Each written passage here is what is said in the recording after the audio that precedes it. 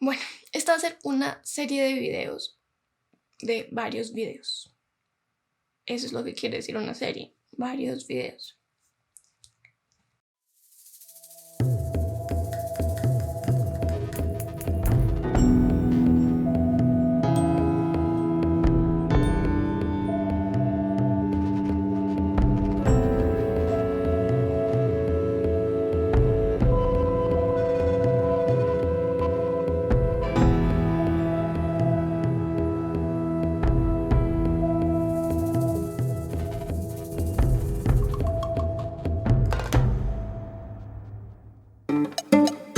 Entonces, en esta serie de videos voy a hablarles de un tema, una cosa que he investigado desde hace muchos años porque me ha interesado. Ha sido una investigación que yo he hecho personalmente. El caso es que esta investigación ha sido sobre el M19 y específicamente sobre las mujeres que se encontraban, digamos, alrededor del M19. Algunas, por ejemplo, eran guerrilleras, otras no, pero su vida se intersectó en algún punto con el M19. Y esto es porque mi interés surgió precisamente al leer un libro de una mujer, Vera Grave, una ex guerrillera que perteneció al M19, que cuenta su vida y su experiencia en el M19. Mi papá y mi mamá tenían en su casa el libro, de hecho en esta casa, porque esta es su casa. Ellos tenían el libro por ahí y yo lo leí en algún momento hace varios años y desde el inicio quedé como muy conectada con la historia. Me llamó mucho la atención, pero bueno, para tratar de centrarme ya en lo que voy a hablar, pues el punto es que voy a hablar concretamente de un evento en el que estuvo implicado el M19, que es la toma y la retoma del Palacio de Justicia en el año de 1985. Este es un evento muy dramático de la historia del país realmente, y a mí me ha llamado la atención mucho ese evento, no sé muy bien por qué. Creo que porque incluso antes de toda la historia del libro de Vera Grave, recuerdo mucho una obra de teatro, La Siempre Viva, que es escrita por Miguel Torres, haberla visto desde muy pequeña y me acuerdo de verdad lo traumático que fue para mí. Yo esa noche, después de ver esa obra por primera vez, no dormí. Es la primera vez en mi vida que yo recuerdo no poder dormir. No sé si a alguien le importe, pero para mí es importante decir desde dónde parte todo esto. Aunque luego ya se convierte en algo que no tiene nada que ver conmigo, pero desde ahí parte.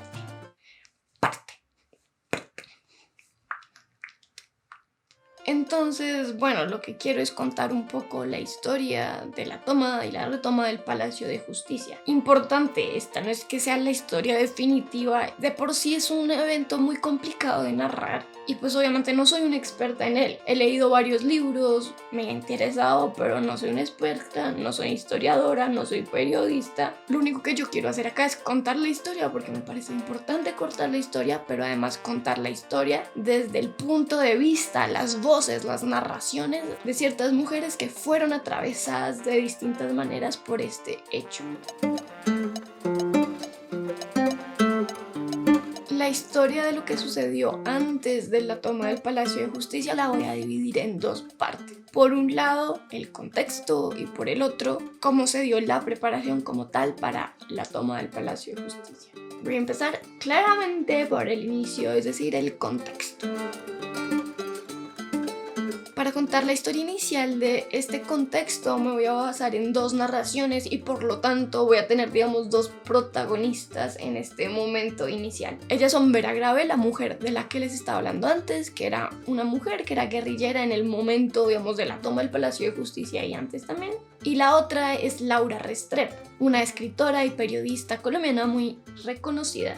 El contexto histórico en el que se dio la toma del Palacio de Justicia tiene mucho que ver con lo que cuenta Laura Restrepo efectivamente en su libro que se llama Historia de un entusiasmo, en el que cuenta el proceso de negociación para llegar a un momento de paz entre el gobierno de Belisario Betancur y algunos grupos guerrilleros entre los que estaba el M19.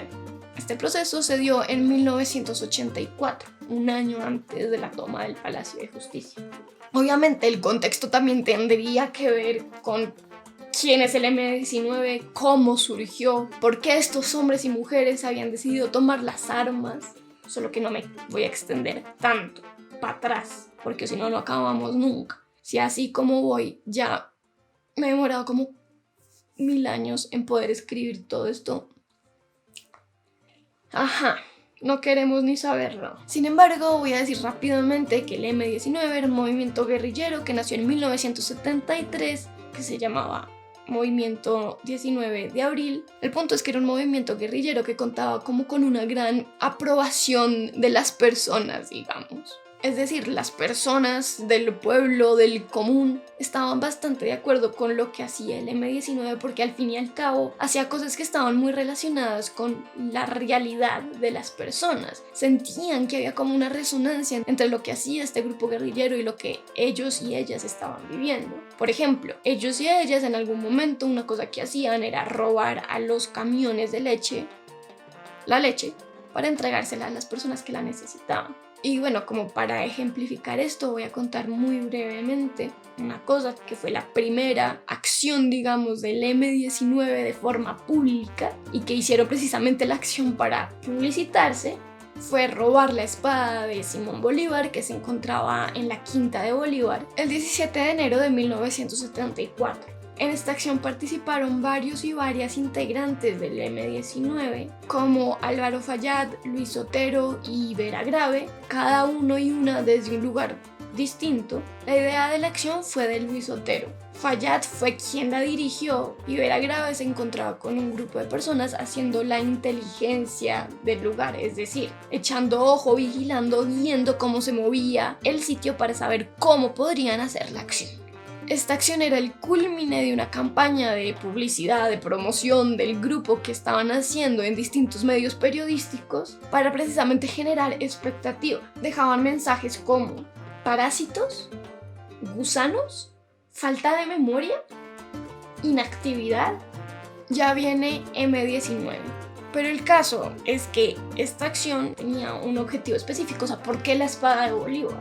Entonces, bueno, el objetivo era crear un grupo revolucionario nacionalista, es decir, un grupo que se basaba en la idea de que iban a continuar lo que había hecho Simón Bolívar en el país, por lo que iban a hacer luchas que tuvieran sentido para las personas del país, y no basándose como en ideales revolucionarios extranjeros como habían hecho pues muchos otros grupos guerrilleros.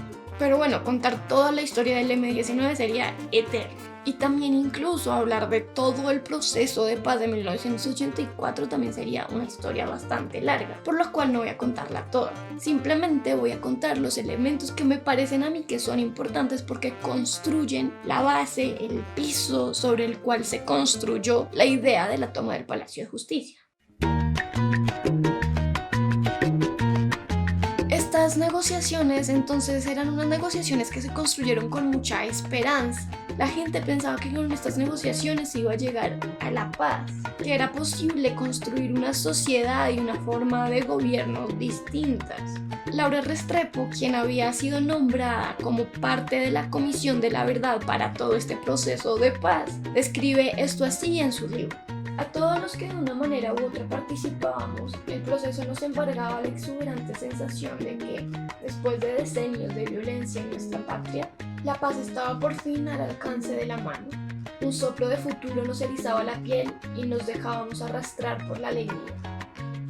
Yo no soy historiadora y no sé si esta comparación que voy a hacer es como traída de los pelos y no tiene sentido para nada, pero en todo caso esta sensación de esperanza, de construir un país distinto, de llegar a una paz, pues yo creo que fue similar, o pues yo la relaciono con lo que yo sentí específicamente con el proceso de paz que se hizo con las FARC y toda esa historia del plebiscito y que ganó el no, y la tristeza y la pérdida de la esperanza y el dolor. Pero bueno, el punto es que este fue un proceso largo, que llevó todas sus etapas de negociación, de hablar, de acordar ciertas cosas, etc. Pero para lo que nos importa aquí, el punto es que el 24 de agosto de 1984, el gobierno de Colombia, del cual era presidente Belisario Betancur, como ya dije también, y dos grupos guerrilleros, el M-19 y el EPL, llegaron a unos acuerdos que se firmaron en 3 partes del país al mismo tiempo, en Corinto, en El Lobo y Medellín. Poco tiempo de que se firme la paz. ¿Qué dice Pablo? Lo de siempre, que si la paz es con justicia social, esta tregua puede durar. Dentro de pocos minutos, dignar, refrendar el acuerdo de paz. Lo que buscaban con esos acuerdos precisamente era llegar a una tregua, es decir, que el ejército y las guerrillas dejaran de dispararse, de atacarse, para poder sentarse a dialogar sobre una solución que permitiera que el país saliera del conflicto y la guerra, y tener lo que ellos y ellas llamaban el gran diálogo nacional. Pero realmente este cese al fuego no se dio así. El ejército continuamente siguió atacando a los grupos guerrilleros y claramente los grupos guerrilleros también se defendieron y atacaron al ejército. Y además también se evidenciaron asesinatos puntuales a ciertas personas que habían sido parte de estos grupos guerrilleros. Uno de estos eventos que fue como muy importante y determinante en la ruptura de los acuerdos fue precisamente lo que se ha conocido como la batalla de Yarumales. Me cago en Dios y en el Estado y en el patriarcado. ¿Dónde está ese huevo nada? Ok, tengo que tener la grabación. Hola, la última vez estaba grabando este video y todo se fue a la mierda. A la recontra mierda. Porque perdí el guión. Entré en crisis, me senté en una esquina y lloré toda la tarde. No es cierto, intenté recuperarla de todas las formas posibles. Y gracias a la ayuda de mi novio, pues ahora tengo el guión otra vez. La batalla de Yarumales se dio en diciembre de 1984. En realidad, más concretamente, entre el 12 de diciembre de 1984 y el 7 de enero de 1985. Como ya había dicho, en este momento de las negociaciones, Laura Restrepo había sido nombrada como parte de la Comisión de la Verdad. Pero además, Vera Grave también hacía parte de esta misma comisión. En diciembre de ese año, entonces, las dos se encontraban en Bogotá, pero el 16 de diciembre, las dos, junto con otros hombres que hacían parte de esta comisión, fueron a Yarumales porque Carlos Pizarro, un dirigente del M-19, solicitó la presencia de la Comisión de la Verdad allá para que fueran a ver lo que estaba pasando realmente en Yarumales. Cuando la comisión ya estaba cerca del campamento del M-19 en Yarumales, se encontraron con varias personas periodistas que les pidieron que si podían ir con ellos y con ellas al campamento para ver qué era lo que estaba pasando. Pero el ejército no permitió que esto pasara y además las personas de la comisión ya iban con un mensaje que era que no dejaran que fueran y que no hablaran nada importante, digamos, al frente de las personas periodistas. Este en realidad era un mensaje raro. Las personas de la comisión ya habían ido a distintos campamentos, se habían movido y nunca les habían dado esa orden así expresamente. Ya estando allá, Pizarro les contó que estaban siendo asediados y atacados por el ejército y pues ellos obviamente se estaban defendiendo. Entonces estaban en el medio de una batalla, en un momento en el que en teoría estaban en un cese al fuego.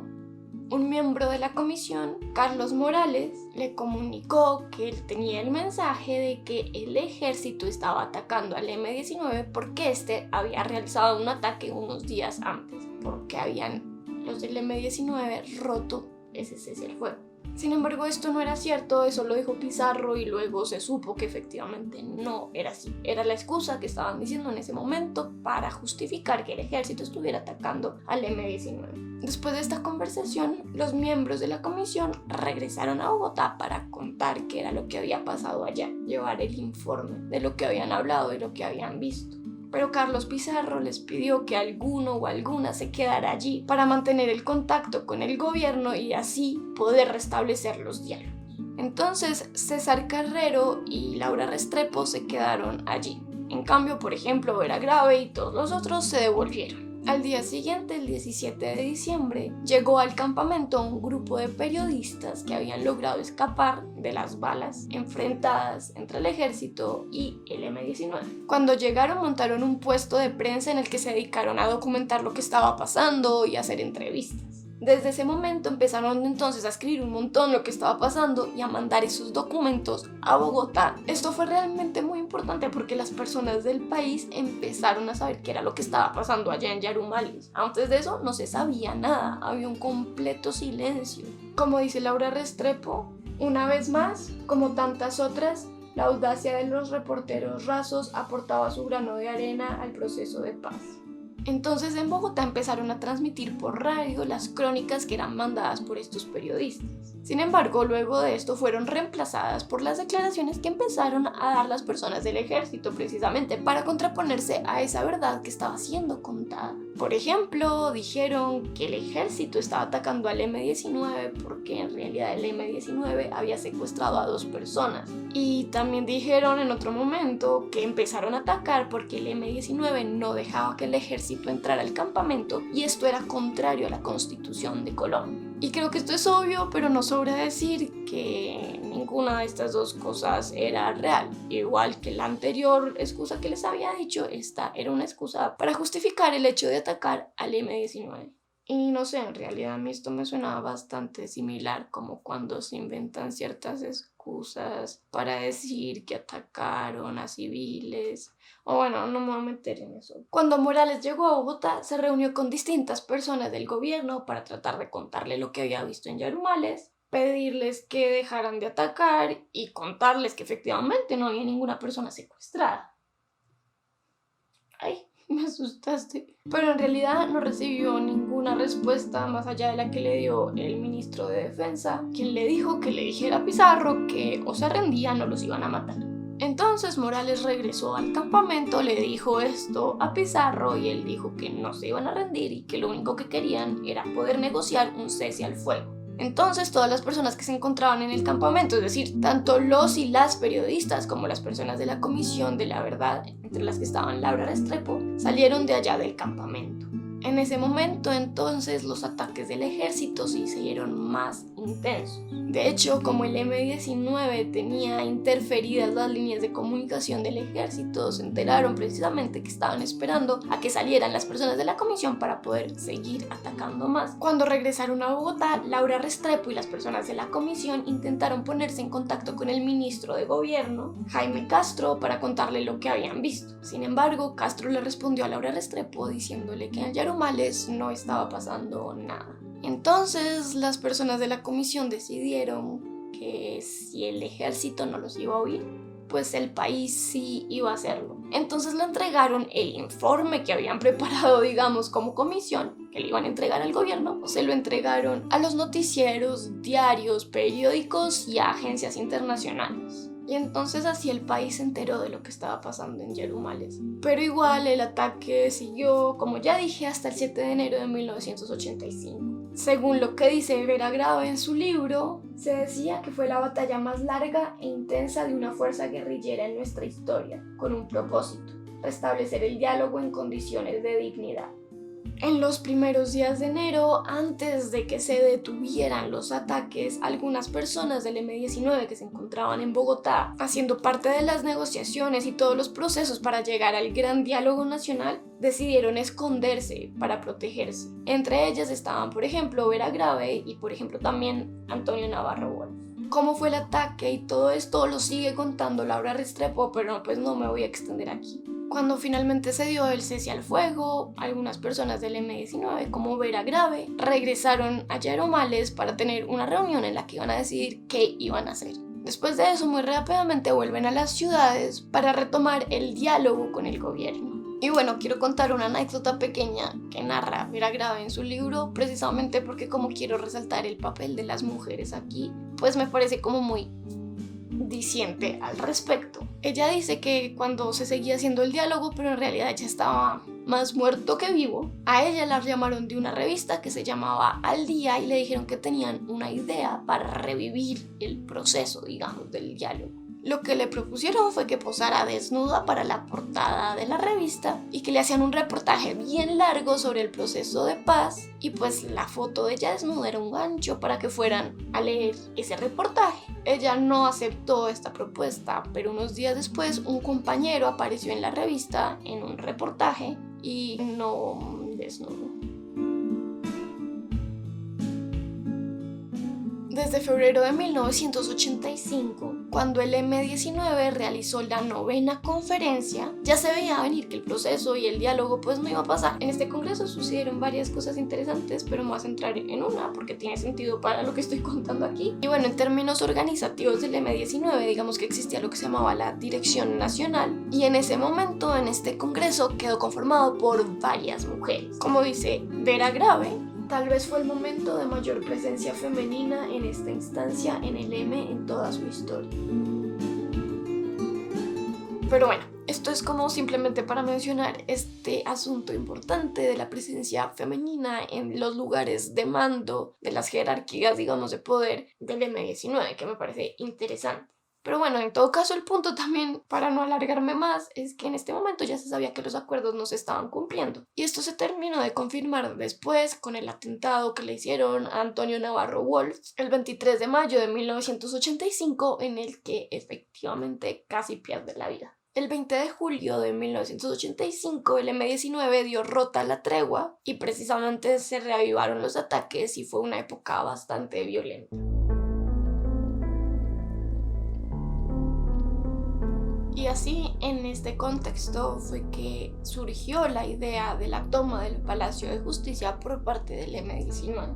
Esto lo menciona, por ejemplo, Vera Grave en su libro, pero también lo menciona Olga Bear, una periodista que escribe un libro que se llama Noches de Humo, en el que precisamente habla de la toma del Palacio de Justicia. Ella cuenta que la idea fue de Álvaro Fallat, quien se la contó a Luis Otero. La idea en concreto que se le ocurrió fue tomarse la corte que se encontraba en el Palacio de Justicia para hacerle un juicio a Belisario Betancur, porque efectivamente veían que no estaban cumpliendo los acuerdos. Esto de mostrarle al país que era Belisario Betancur el que había incumplido los acuerdos era muy importante para el grupo del M-19, porque, como ya conté, precisamente ellos contaban con una gran aprobación de las personas. Y en este momento, en estos últimos años de los que estaba hablando, esa aprobación había caído, precisamente porque estaban viendo que habían unos acuerdos y ellos en cambio estaban siguiendo en la guerra. Como que para ellos y para ellas era importante mostrar que efectivamente la persona que había incumplido los acuerdos era Belisario Betancur y no ellos y ella.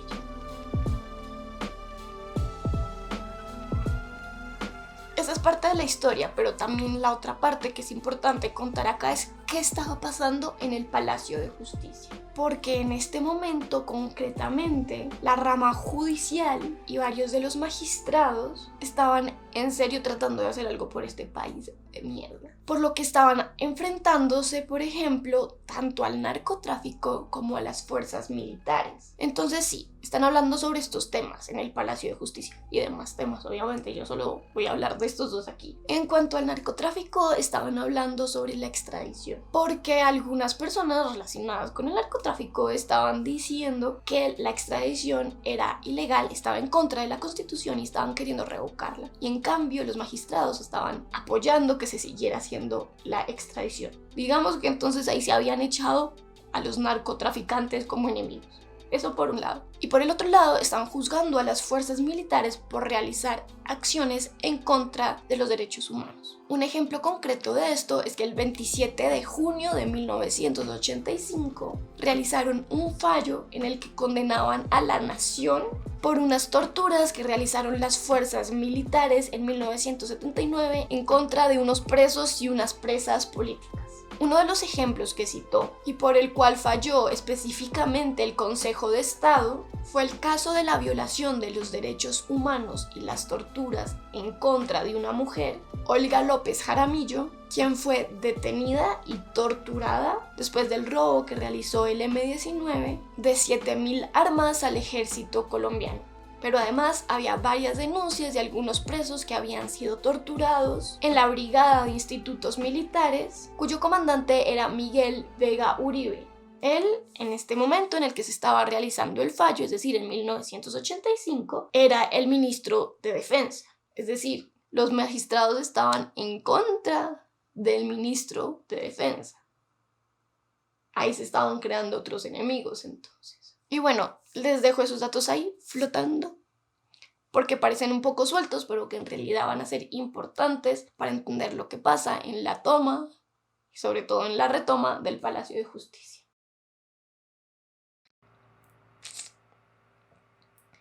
Ha sido un largo camino. Un largo camino, largo camino.